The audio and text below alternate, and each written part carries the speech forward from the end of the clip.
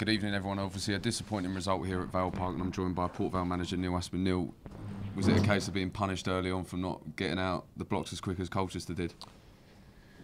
Yeah, I think the game kicked off, and I thought we started okay. We put some decent balls into good areas, and then we had a chance with Port Vale, which they've got a good block in. I think that was after the first couple of minutes, but then we've just handed the game to Colchester after that. You can't be 2-0 down against a good side and expect to be winning the game after 20 minutes.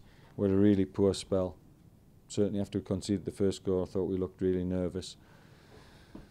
And then we were 2-0 down, and then after that, from say 25 minutes onwards, I thought we played well. In the first half, we played a lot better. We passed the ball well. We should have gone at half time 2-1. It's just really unfortunate with their goalkeeper's got a toe end to the shot, which would have gone in on another day. And then I thought we started the second half well. We're on the front foot. Could have got a goal with Casey's header, and then again another bad slice of luck with a deflection. I mean, that shot, it ends up in the top corner. I mean, with a deflection. And I try and be honest after every game and analyse the game, but we've had no luck today, and we certainly need to get a slice of luck in games like that. But 2 deflections for 3 of their goals, out of the 3 goals, sorry, and we should have scored today. We've made a couple of chances, great chance at the end. Yeah, it's not going to change the game, but just summed up the day. We've just spoken to Smudge about that as well, and we've said Colchester are no easy team to play against, as we found out in August, and they've come here and they've scored 3 goals, 2 of them, as you said, massive deflections, and it really pins you back like that, doesn't it? But you have remained positive in that second half and tried to create. Look, I think everybody's got their own opinions. Obviously, we all know we're in a difficult time at the moment. But I think if you watch the game, I think the first thing is, did the players try today? Did they put in the effort and the commitment? I think they did. Whether people have a bad game, whether they're not good enough, that's always, it's always an opinion. But if the players give their all, then that's all you can ask. And I think they did that today. I don't think, like on another day, I don't think they'd have lost the game. Certainly wouldn't have lost the game 3-0. But we've got to keep going. And like I say, when things are going against you, we end up getting injuries as well, which we can ill afford.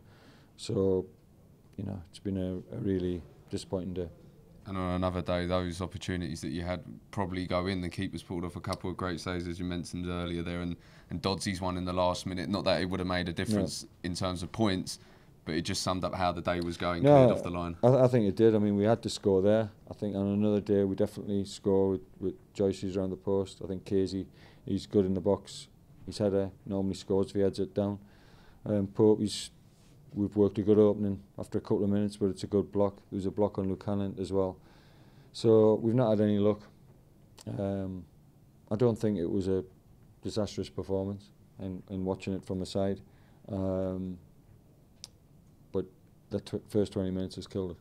But it is important to emphasise to look at things with perspective there. As you said, it wasn't a bad performance. This Colchester taking advantage of perhaps the shots that they've had. It's about regrouping now, going into Crawley Town. Look, we're in a fight. We're in a scrap. We've got to keep going. We've got to try and regroup.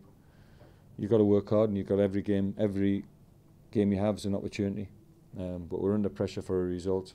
We are struggling at the moment, but we've got to keep going.